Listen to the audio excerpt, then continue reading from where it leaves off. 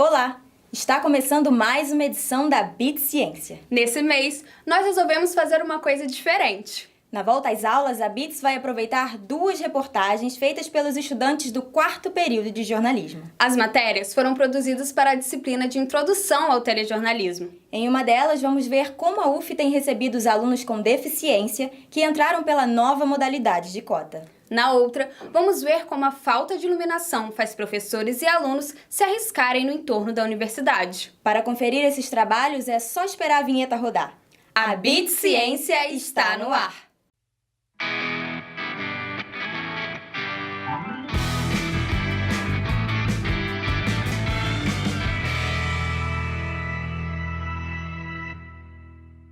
Desde o 2º semestre de 2017, uma nova modalidade de cota para pessoas com deficiência tem permitido a construção de uma universidade mais plural. Mas será que a UF está preparada para receber esses alunos? Eu sempre tentei o Enem, sempre tentei o SISU e sempre foi difícil para mim. Aí eu consegui a vaga pela cota, né, deficiência, e foi uma comoção geral em casa. Nos últimos 20 anos, o Brasil comemorou a inclusão de minorias nas universidades. Primeiro foram os estudantes da rede pública, negros, pardos e indígenas. Agora é a vez das pessoas com deficiência. Na UF, a reserva de vagas é considerada um resgate histórico. O objetivo principal é justamente corrigir as dificuldades que são maiores para esse grupo de pessoas a terem acesso à universidade, ou em alguma forma compensar que são pessoas que têm historicamente na sociedade mais dificuldade ao acesso formal, que cria naturalmente maior competitividade para disputar as vagas do ensino superior público. Um pagamento de uma dívida com a sociedade é uma política de ação afirmativa que vem beneficiar a população, que até então era inalcançável o ensino superior. No país, 46 milhões de pessoas possuem deficiência visual, auditiva, motora, mental ou intelectual. Apesar de serem muitos, nem 10% completam o ensino superior. Essas políticas elas são fundamentais porque aproximam a universidade da realidade da sociedade. A visibilidade a uma sociedade mais plural, pelas características das diferentes pessoas que frequentam a universidade. O decreto que inclui pessoas com deficiência nas universidades públicas foi aprovado em 2016 e passou a valer no 2º semestre de 2017.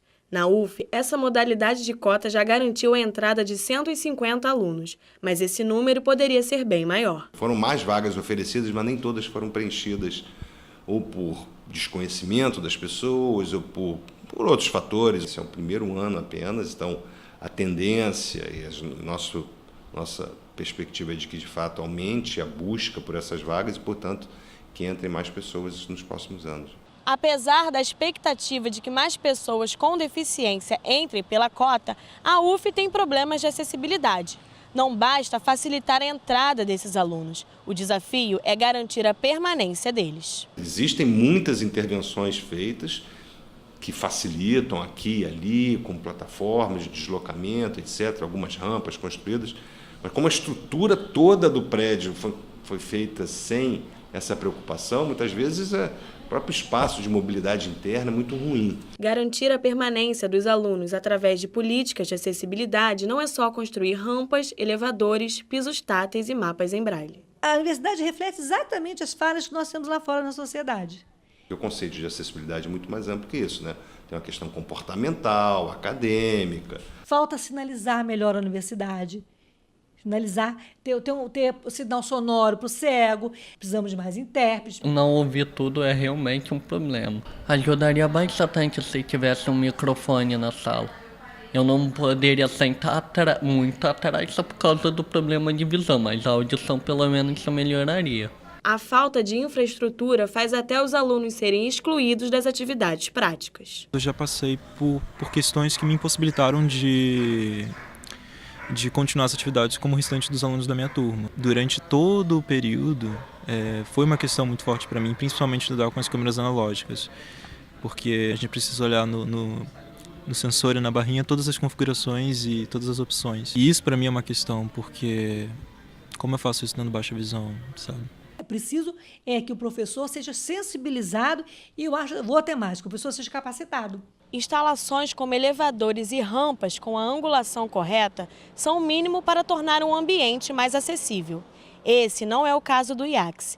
Aqui, os prédios tombados mostram que inclusão é um problema histórico. O nosso prédio é tombado, é um prédio dos meados do século XIX, ao mesmo tempo que isso faz com que a gente tenha um espaço muito agradável para as nossas atividades de aula. Por outro lado, o prédio ainda não é muito preparado para algumas demandas mais novas, sobretudo aquelas em relação às necessidades de acessibilidade para os alunos que a gente vai passar a receber cada vez mais de agora em diante. E o IACS todo mundo sabe ter uma rampa para poder subir. E é difícil subir essa rampa todo dia. Inauguraram uma sala no IACS aqui e a sala não tem rampa, simplesmente não tem rampa e ainda colocaram um degrau. O nosso problema aqui no Casarão é que algumas deficiências estruturais são muito difíceis de serem solucionadas. Por exemplo, a rampa que dá acesso ao bloco C, o que a gente chama de bloco C, que é a parte principal das salas de aula, aquela rampa não tem a angulação necessária estabelecida para as cadeiras de roda, para o cadeirante poder subir com autonomia. E é praticamente impossível a gente adaptar isso à legislação hoje, neste momento, porque a gente teria que demolir o prédio da frente. Algumas necessidades de adaptação vão levar um pouco mais de tempo da gente fazer, mas algumas a gente já vai fazer imediatamente. Tudo que é mais antigo é mais difícil, o que é mais novo é menos difícil, não diria que é fácil. Existem projetos para todos os campi. A questão são os recursos disponíveis para eles. Então existe sempre essa tensão entre a lei e o recurso para executar o que a lei determina. Em 2017, uma emenda parlamentar do deputado federal Jean Willis garantiu uma verba de mais de R$620 mil para a UF. Parte desse dinheiro foi destinada às obras de acessibilidade no campus da Praia Vermelha. Outra parte foi usada para a construção de um laboratório de informática no IACS. Mas e a inclusão de um plano de acessibilidade no campus? O que a gente planejou foi, neste ano agora de 2018, a gente incluir nos gastos que vão ser feitos com a livre ordenação, com a receita que o IACS recebe anualmente da reitoria e do MEC, a gente vai incluir um plano de readaptações às questões de acessibilidade. A gente tem consciência também, ao mesmo tempo, de que o problema principal e estrutural de acessibilidade só vai ser resolvido quando a gente tiver o prédio novo. Se nós analisarmos todos os campi, particularmente se incluirmos o interior, nós temos locais muito bons, particularmente os prédios mais novos que já atendem uma legislação de acessibilidade são melhores, mas os prédios mais antigos a acessibilidade é péssima. A UF tem uma política institucional de acessibilidade e inclusão, a UF Acessível. Além de alinhar as diferentes ações na área da acessibilidade, tem o objetivo de atender às demandas de professores, servidores e alunos. Acessibilidade é você respeitar e criar condições para a pessoa com deficiência circule na universidade, assista a aula, participe de um evento. Desde 2009, o Sensibiliza UF dá suporte aos alunos com deficiência. As ações vão desde lutar por direitos como equipamentos até capacitar os professores para atender esses alunos. Existe um programa no MEC chamado Programa Incluir, que é da Secretaria de Ensino Superior, desde 2005. E desde a criação do Programa Incluir, a UF recebe dinheiro todos os anos. E compramos equipamentos, criamos a Bolsa de Apoio a Alunos com Deficiência. É uma ajuda para o aluno que tem carência. E a Bolsa de Apoio à Inclusão, que é uma bolsa que você paga um aluno para ser o apoiador daquele aluno que precise no seu dia a dia na universidade. Mesmo com a cota e o apoio financeiro aos alunos, a universidade ainda precisa percorrer um longo caminho para se tornar inclusiva. Melhorar apenas a estrutura física não basta. Acho que a gente precisa ser ouvido e saber que não adianta só colocar cota. Tem que dar continuidade ao trabalho. Não basta ter lei, como não basta, por exemplo, dizer a UF tem um caminho acessível, um banheiro adaptado e uma rampa à biblioteca. Não, a inclusão não é isso. A acessibilidade vamos dizer assim, um acesso universal à vida de modo geral. A vivência de Lucília na universidade vai além da luta por conquistas materiais. É fazer com que a convivência com as pessoas com deficiência passe a ser encarada como uma normalidade, como uma diversidade. O desafio é convencer o professor, é sensibilizar os gestores dessa importância de você investir na acessibilidade. Não é investir só com recursos, não é investir no potencial das pessoas com deficiência. Para o segundo semestre desse ano, o IACS está organizando a Semana da Diversidade e Inclusão. A direção ainda não confirmou a data, mas o evento está previsto para acontecer no mês de setembro. Além da acessibilidade, outro tema relevante no ambiente universitário é a falta de iluminação. Para quem circula na UF durante a noite, essa é uma preocupação constante. Buracos, desníveis e um matagal. Estes são alguns problemas enfrentados por quem transita à noite nos campi da Universidade Federal Fluminense. A má iluminação da UF preocupa alunos e professores dos cursos noturnos. Os estudantes reclamam da insegurança que provoca faltas e mudanças nos horários das aulas. Tudo para não ter que enfrentar a escuridão. Eu me sinto segura totalmente, ainda mais tratando de uma mulher, né? E um curso noturno saindo 10 horas da noite, onde já é um horário já extremamente perigoso. E com essa iluminação estamos propícios a coisas ruins de acontecermos conosco. Porque a má iluminação da rua em si, caso já é ruim, né? E aí o que ilumina um pouco ainda são as luzes dos prédios. E aí conforme as aulas vão acabando, os prédios vão fechando, vai ficando mais escuro ainda. Então a gente acaba acendendo a própria lanterna do celular para ver onde a gente consegue pisar.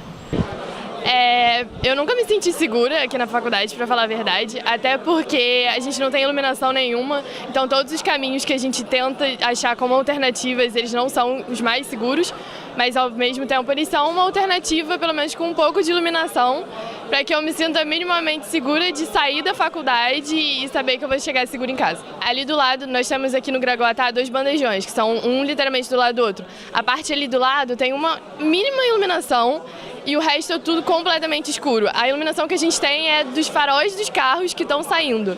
Então, assim, é aquele farol daquele carro que passou 5 minutos ali e pronto, acabou, já foi embora e voltou o breu total. Nas redes sociais, não faltam reclamações.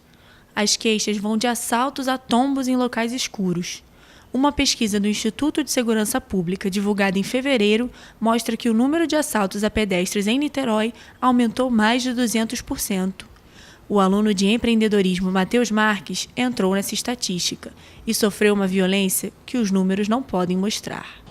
Eu estava saindo de uma aula aqui no Valonguinho, eu estudo empreendedorismo e eu vinha de bicicleta para a faculdade e ao sair de bicicleta aqui, estava bem escuro no dia, era sexta-feira de noite e apareceu um cara com um casaco, ele tirou uma faca debaixo do casaco, uma faca de churrasco, colocou na minha barriga e falou para eu passar tudo. Aí acabou que eu fui assaltado, eu perdi minha bicicleta e agora eu tenho que vir de ônibus para a faculdade. Eu sinto que a UF está bem sucateada em relação a isso.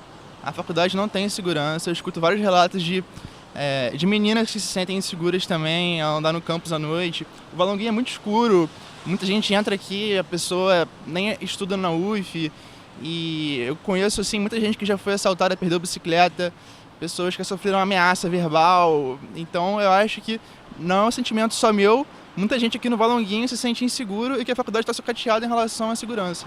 Contra o escuro, a prevenção. A principal medida é andar sempre acompanhado. Para formar grupos, os estudantes usam, é claro, as mídias sociais. Nelas, eles combinam horários e percursos. Isso ajuda a diminuir o risco de algum tipo de violência. Outra alternativa possível é reportar as demandas de segurança à ouvidoria da UF. A gente sai em grupo daqui e vai até um ponto de ônibus sempre em grupo, contendo pelo menos um homem. Eu tento sempre encontrar um grupo de alunos para meio que me juntar a eles e fazer com que eu me sinta menos sozinha para chegar até a porta da UF e pegar meu ônibus. Porque indo sozinha por um lugar sem iluminação eu sei que é a opção mais perigosa de todas. Então esses alunos, por exemplo, que saem do bloco A de RI à noite, são eles com quem eu faço uma amizade, bem entre aspas, e acabo pegando o caminho junto com eles. A gente sempre sai junto, né? A gente sempre sai junto, fica no ponto junto, e como a gente vai todo mundo pro terminal a maioria das vezes, a gente fica ali esperando no ponto junto, né? Como quando a gente sai às 10 da noite tem um problema maior, mas como a turma é grande, normalmente fica bastante gente ali, não dá muito problema não. Para evitar isso de cair, a gente normalmente acende uma lanterna do celular. É a melhor solução que a gente consegue. Para evitar o assalto, a gente anda em grupo e evita esse horário noturno, a gente sair andando daqui até o terminal para economizar, mas de manhã a gente faz isso. Mas é basicamente isso, andar em conjunto e pegar ônibus de noite. Pela segurança e por eu ser mulher, eu prefiro pagar R$3,90, descer no terminal e pegar meu ônibus para casa do que ir andando, mesmo que seja em grupo. Eu não vou andando, não confio. Infelizmente, minha condição financeira não é muito boa, mas eu prefiro pagar um dinheiro que eu não tenho do que arriscar minha integridade e outras coisas andando em grupo ou sozinha. Por conta do escuro é um pouco complicado, porque as medidas que você vai ser andar rápido, prestar muita atenção, porque em relação à luminosidade não tem muito o que fazer. O assunto foi pauta nas eleições para a reitoria que aconteceram este ano. Nos debates durante o período eleitoral, o vencedor da Chapa 1 e atual vice-reitor, Antônio Cláudio, apresentou seu plano de ação para o problema. Então, quando se fala em eficiência energética, se fala na geração, na gestão, distribuição e outros fatores. Então, a gestão de espaço de iluminação, ele está incorporado como um processo de gestão de manutenção preventiva e corretiva. Então, a reposição de lâmpadas, reatores, então tem uma certa logística para esse processo ser feito, portanto tem que ter um plano, um programa preventivo e corretivo dessas ineficiências. Então, nós temos um grande programa de eficiência energética. E esse programa ele inclui, entre outras ações, a geração de energia solar, chamada painéis fotovoltaicos, né? Não somente esse, mas também eólico. Então nós temos um projeto grande para uma ação com a distribuidora, no caso é a Enel. Então a minha proposição é que nós tenhamos na UF um campo de exercício da responsabilidade social ambiental, por exemplo, implementando esses equipamentos com custo Enel. Então essa tem sido a nossa saída através da utilização do desenvolvimento científico e tecnológico e também a área de responsabilidade social e ambiental. A instância que toma conta da luz é a Pró-Reitoria de Administração. Em dezembro do ano passado, o prédio da PROAD ficou às escuras por falta de pagamento à Enel. Quando procurada pela nossa equipe, a Pró-Reitoria não quis dar entrevista. Conversamos então com a professora especializada em segurança pública, Ana Paula Miranda. As coisas são um pouco mais complexas do que uma relação direta, né? A falta de iluminação associada a outros fatores de risco, ela pode sim afetar negativamente o estudante. Eu diria que a falta de iluminação associada à ausência de circulação é sim um problema, né? Então essa concepção de campus, né, campus que é fora da cidade, em que você não tem uma ocupação, que você não tem um restaurante, que você não tem gente circulando, realmente causa insegurança, né? As soluções que são possíveis de serem pensadas seriam a ocupação desses espaços, né? Acho que esse talvez seja um assunto que a universidade precisasse discutir, né? O entorno da universidade tem o mesmo problema, né? Porque a universidade ela está dentro da cidade, né? Então o problema não é da universidade, é um problema da cidade como um todo. A má iluminação dentro e ao redor da UF muitas vezes preocupa alunos e professores que temem a violência. Esse cenário é um reflexo de um problema que atinge toda a cidade. Então é isso. Chegamos ao fim de mais uma edição da BIT Ciência. Você pode conferir mais novidades nas nossas redes sociais. Os endereços estão aqui na tela. Nos vemos na próxima edição da BITS. Tchau!